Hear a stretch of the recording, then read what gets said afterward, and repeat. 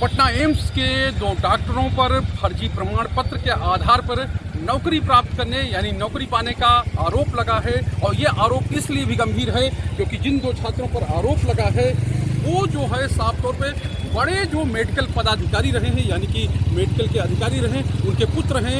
एक का नाम डॉक्टर सिद्धार्थ कुमार है और दूसरे का नाम कुमार हर्षित राज है। इन दोनों पर ही मामला दर्ज हुआ है। सीबीआई ने अब इसकी जांच शुरू की है और ये जो डॉक्टर हैं इनके बारे में आप जान लीजिए।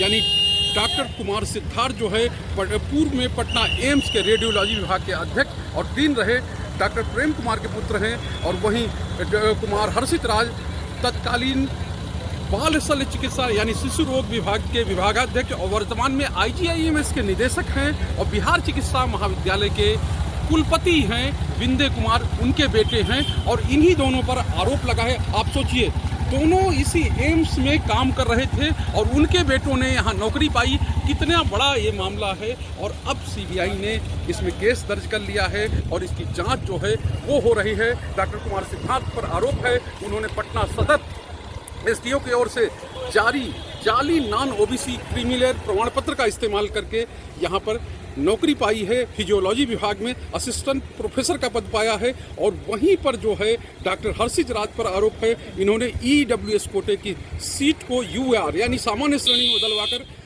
यहाँ पर नौकरी पाई है और दोनों को नौकरी मिली है। और दोनों पर अब जांच जो है यानी सीबीआई की जांच चल रही है। अधिवक्ता सत्येंद्र कुमार हैं, उन्होंने शिकायत दर्ज कराई थी सीबीआई में और उसी पर जांच हुई। उसी में प्रमाण पत्र फर्जी पाए गए, जाली प्रमाण पत्र पाए गए और उसी के आधार पर इन दोनों ने नौकरी हासिल की। चूँकि दोनों के पिता यहाँ पर कार्यरत थे, इसलिए सवाल और भी उठ रहा है कि आखिर किस तरह से, क्या कोई गड़बड़ी थी, क्या कोई वजह थी। क्योंकि अब जांच जो है सीबीआई ने शुरू कर दी है, अधिकारी नियुक्त कर दिया गया है। लेकिन आप सोचिए, इतना बड़ा संस्थान और उस संस्थान में जो काम कर रहे हैं उनके बेटों को नौकरी मिले, वो भी फर्जी प्रमाण पत्र के आधार पर। और यही नहीं, एक के पिता को IGIMS का निदेशक नियुक्त कर दिया जाए और उससे भी आगे बिहार सरकार ने उनको चिकित्सा जो यूनिवर्सिटी है उसका कुलपति नियुक्त कर दिया है। तो आप समझ सकते हैं कि आखिर वो किस तरह का काम करेंगे। दूसरी बात यह है, अभी IGIMS में जो डॉक्टरों की भर्ती निकली थी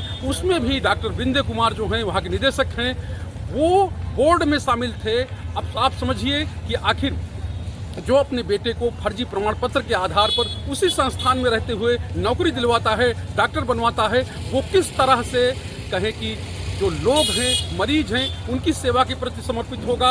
और साफ तौर पे है उसको किसी विश्वविद्यालय का कुलपति बनाना, किसी संस्थान का निदेशक बनाना अपने आप में एक बड़ा सवाल खड़ा करता है। कैमरामैन अभिषेक के साथ शैलेंद्र, इंडिया न्यूज़, पटना।